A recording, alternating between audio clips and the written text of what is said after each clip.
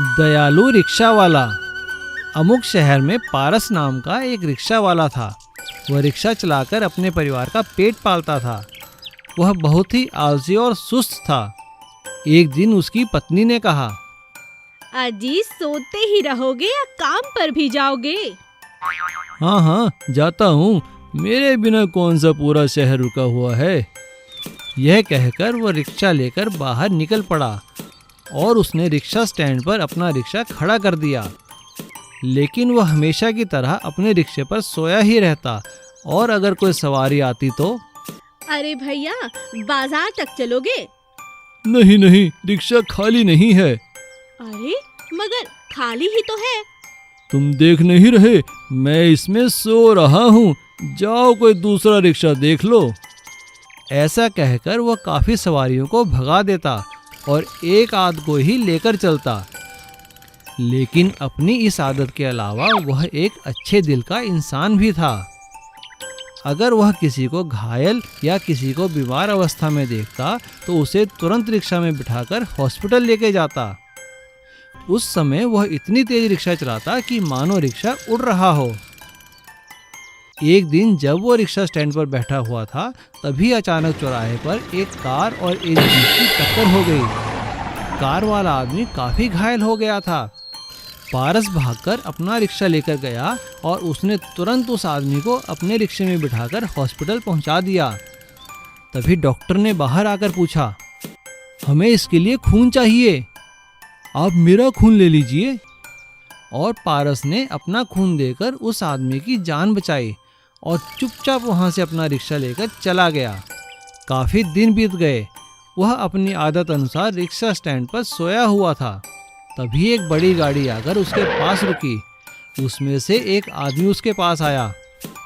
अरे रिक्शे वाले भैया उठो, रिक्शा खाली नहीं है, जाओ यहाँ से। भैया मुझे तुम्हारा रिक्शा नहीं चाहिए, मुझे तुम्हें लेकर जाना है, सेठ जी ने तुम्हें याद किया है। अरे कौन से सेठ जी भाई, तुम चलो तो सही। पारस उसके साथ बैठकर चला गया। जब वह सेठ जी के पास पहुंचा तो उसने देखा यह वही आदमी है जिसकी उसने जान बचाई थी। भैया तुम्हारा बहुत बहुत धन्यवाद। अगर तुम मुझे समय पर हॉस्पिटल न पहुंचाते तो शायद मैं आज जीवित न होता। मैं तुम्हें खुशी से इनाम देना चाहता हूँ। अरे नहीं नहीं सेठ जी, यह तो मेरा कर्तव्य है। नहीं, अगर तुम यह रख लोगे तो मुझे खुशी होगी। सेठ जी ने उसे एक नई टैक्सी इनाम में दी और पारस ने टैक्सी चलाना शुरू कर दिया। लेकिन वह लोगों की मदद हमेशा करता रहा। इसीलिए कहते हैं, अच्छे काम का फल अच्छा ही मिलता है। ट्रैफिक चालान। राहुल अपने माता पिता का इकलौता बेटा था। वह बचपन से ही सबका लाडला था। जिस चीज पर उसका दिल आ जाता उसे पाने की वह जिद करता। राहुल के जन्मदिन वाले दिन। Good morning mom. Good morning बेटा एंड हैप्पी बर्थडे राहुल। जन्मदिन की बहुत बधाई हो बेटा, यह लो तुम्हारा बर्थडे गिफ्ट। ये क्या पापा, आज मैं 16 साल का हो गया हूँ, मुझे ये कपड़े नहीं, बाइक चाहिए। क्या कहा बेटा, बाइक? नहीं बेटा, अभी तुम छोटे हो, तुम्हें अपनी पढ़ाई पर ज्यादा ध्यान देना चाहिए। बाइक की अभी तुम्हें कोई जरूरत नहीं है। राहुल जिद करता है और अपने मम्मी पापा से नाराज होकर दरवाजा बंद कर देता है। राहुल के माता पिता उसे मनाने की कोशिश करते हैं, लेकिन वह नहीं मानता। अब आप ही जिद छोड़ दीजिए, ले लेते हैं एक बाइक। आखिर हमारा एक ही तो बेटा है। ठीक है भाई राहुल, बाइक ले देता हूँ, लेकिन मेरी एक शर्त है। तुम 2 साल तक बाइक को हाथ नहीं लगाओगे और 2 साल बाद जब तुम्हारा ड्राइविंग लाइसेंस बन जाएगा तब तुम इसे चलाओगे। ठीक है पापा। यह कहकर राहुल अपने आप से सोचता है, एक बार बाइक हाथ आ जाए फिर कोई वादा मुझे याद नहीं रहेगा। राहुल बाइक मिलने पर बहुत खुश था। अब जब भी उसके मम्मी पापा किसी काम से बाहर जाते वह बाइक निकालता और पूरे शहर में घूमता। इतना कुछ हो रहा था, लेकिन राहुल के मम्मी पापा को इस बारे में कुछ पता ही नहीं था। वो तो अपने बेटे के प्यार में अंधे हो चुके थे। एक दिन सरकार ने ऐसा ऐलान किया कि अब कोई चालान सड़क पर नहीं काटा जाएगा। जो भी चालान होगा वह सीधा घर पहुंच जाएगा। और इस बात का राहुल को बिल्कुल पता नहीं चला। अगले ही दिन राहुल के घर पर 1.5 लाख रुपए का चालान आ गया। यह देखकर उसके पापा चिल्लाने लगे, अरे यह क्या, हमारी बाइक तो हमेशा गोदाम में खड़ी रहती है, फिर भी इतना बड़ा चालान कैसे आ गया। आजकल तो धंधा भी अच्छा नहीं चल रहा, मैं 1.5 लाख रुपया कैसे भरूंगा।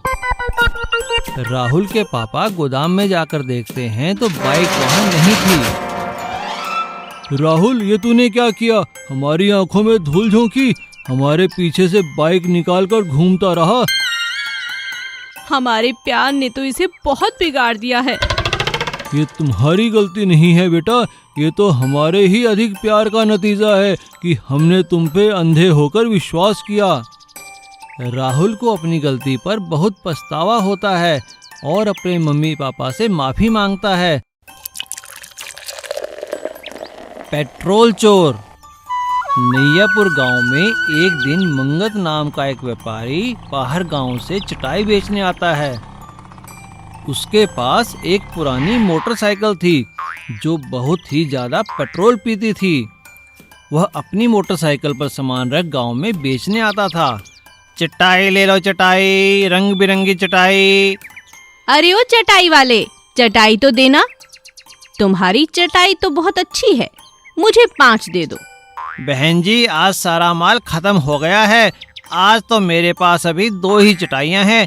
अगर आप कहें तो मैं कल 3 नई चटाइयाँ लेकर यहाँ पहुँच जाऊँगा। हाँ हाँ ठीक है, हमें कोई जल्दी नहीं है। मंगतराम अगले दिन 3 चटाई लेकर उनके घर पहुँचता है और देखता है कि घर में कोई नहीं है और घर के बाहर एक बड़ी गाड़ी खड़ी है। बार बार घंटी बजाने के बाद भी घर से बाहर कोई नहीं निकलता। लगता है कोई नहीं है घर में, कल आऊंगा। उसी वक्त अचानक मंगत की मोटरसाइकिल का पेट्रोल खत्म हो जाता है। लगता है आज भी इसका पेट्रोल खत्म हो गया। अभी तो कोई बिक्री भी नहीं हुई, घर कैसे जाऊं। मंगत राव वहां खड़ी गाड़ी में पाइप डालकर पेट्रोल निकाल लेता है। यह तो बड़ा अच्छा आइडिया है, पेट्रोल खरीदने की जरूरत ही नहीं है। और फिर वह अगले दिन से यही करने लगा। जो भी गांव वाला घर नहीं होता वह उसकी गाड़ी से चुपचाप पेट्रोल निकाल लेता। ये ठीक है, मेरी चटाइयाँ भी बिक जाती हैं और आने जाने का पेट्रोल भी मिल जाता है। गांव के लोग परेशान होने लगे। अरे भाई, हमारे गांव में ये पेट्रोल चोर कौन है? जितना भी पेट्रोल डालो अगले दिन खाली हो जाता है। हाँ भाई, तुम ठीक कहते हो। गांव वाले चोर को पकड़ने की तरकीब बनाते हैं और सभी गाड़ियों को एक जगह खड़ा कर देते हैं और हर गाड़ी में पेट्रोल की जगह पक्का रंग डाल देते हैं। तभी मंगतराम वहां आता है। अरे भाई, आज सबकी गाड़ियां एक साथ क्यों खड़ी हैं? कल यहाँ गाड़ियों की एक प्रतियोगिता होने वाली है, इसीलिए सब यहाँ लाइन से खड़ी हैं। मंगतराम सोचता है, फिर तो ये सभी पेट्रोल से भरी होंगी। आज रात बड़ी बोतल लाऊंगा और सबका तेल निकाल लूंगा। मेरे कई दिन निकल जाएंगे ऐसे। रात में जब मंगल तेल निकालता है तो उसके सारे मुंह और कपड़ों पर पक्का रंग चढ़ जाता है। एक गांव वाला उसे देखकर शोर मचाता है, और पकड़ो पकड़ो चोर, पकड़ो पकड़ो पेट्रोल चोर। गांव वाले चटाई वाले की खूब पिटाई करते हैं और उसे पुलिस के हवाले कर देते हैं। इसीलिए कहते हैं चोरी करना बुरी बात है। गहना चोर। आंगनपुर गांव में रामपाल अपने परिवार के साथ रहता था। वह एक कंपनी में सेल्स का काम करता था। उसे अपने काम के सिलसिले में गांव-गांव, शहर-शहर घूमना पड़ता था। उसकी बीवी सुधा बहुत ही सीधी थी। एक दिन रामपाल ने अपनी बीवी से कहा, सुधा, मैं कुछ दिनों के लिए काम से बाहर जा रहा हूँ, तुम पीछे से ध्यान से रहना। तुम फिक्र मत करो जी, मैं और पिंकी पीछे से आराम से रहेंगे। क्यों बेटा पिंकी? हाँ मम्मा। अगले दिन सुबह रामपाल अपने काम के लिए निकल जाता है। रास्ते में उसे उसका पड़ोसी वीरपाल मिलता है। अरे भाई रामपाल, सुबह सुबह कहाँ जा रहे हो? अरे वीरपाल, कैसे हो? मैं काम के सिलसिले में कहीं बाहर जा रहा हूँ, तुम पीछे से जरा ध्यान रखना। हाँ हाँ, तुम निश्चिंत होकर जाओ, मैं हूँ ना यहाँ पर। और रामपाल बस पकड़कर अपने काम के लिए चला जाता है। उस दिन दोपहर को जब सुधा घर में काम कर रही होती है, तभी दरवाजे पर कोई आता है। कहिए भाई साहब, क्या काम है?